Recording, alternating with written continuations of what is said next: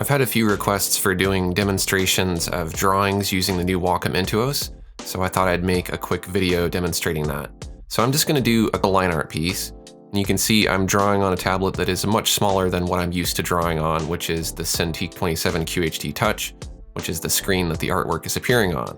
So I'm used to drawing on a screen, and I have to admit that I'm a little bit rusty with this kind of tablet, but after working with it just for a little bit, I actually got used to it and it wasn't that hard to draw on. So you can do some pretty detailed drawing without being able to draw on a screen.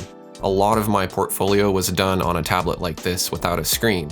Now, I had a much bigger tablet later in my career, and I think that's very important to have a big tablet in order to be able to draw naturally and accurately, but you can still do a decent amount of drawing on a smaller tablet like this as well. It's just going to feel a little bit more cramped. So the version that I'm using here is the medium size Intuos, so it's a bit bigger. It would be a lot harder to draw on the small, and that's because if you're able to make big broad gestures, you're able to get smoother, cleaner lines. And you can see I can get some pretty accurate results here. I'm using Corel Painter Essentials 6 to do this drawing, and this is the scratchboard tool, but this is basically the pen tool that's found in most art applications. So you can see that I'm able to join up the ends of lines, I'm able to vary my pen pressure, I'm able to do nice smooth curves and sharp corners, and I can draw just as well on this tablet as I can on my Cintiq. It just takes a little bit more concentration to be able to draw on the tablet. The 4000 pen pressure levels are definitely noticeable. It feels very nice and very smooth to draw, and to be able to vary my line width feels very natural. I can also vary my opacity as well. So here I am just adding some little fine details on the face. I guess this is going to end up being like a Chinese dragon or something like that. So I'll just give it a horn here.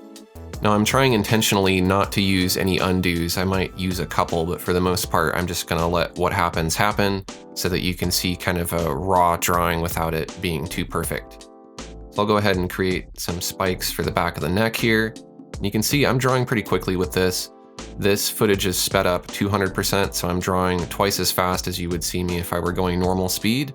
But you can see I'm not doing a lot of undos. I'm able to very accurately make my marks on the canvas without being able to see where I'm drawing on the tablet itself. And that, again, is me coming from drawing on a Cintiq where I can see my hand and immediately going to drawing on this. I haven't done any drawing with this tablet. I haven't practiced with a regular tablet. This is literally me using it for the first time to draw an actual drawing.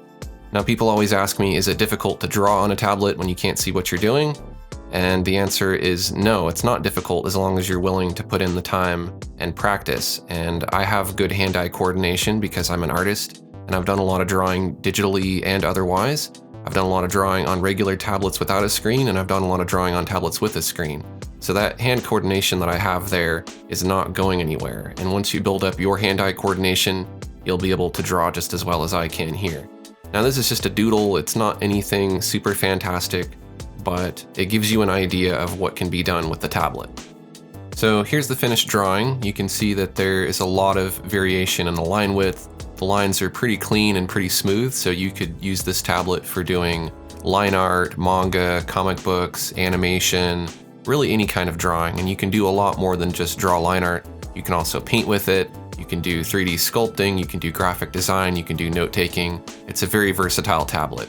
I'll try to follow up with more demonstration videos. In the meantime, comment and let me know which applications and which styles of art you'd like to see me demonstrate next.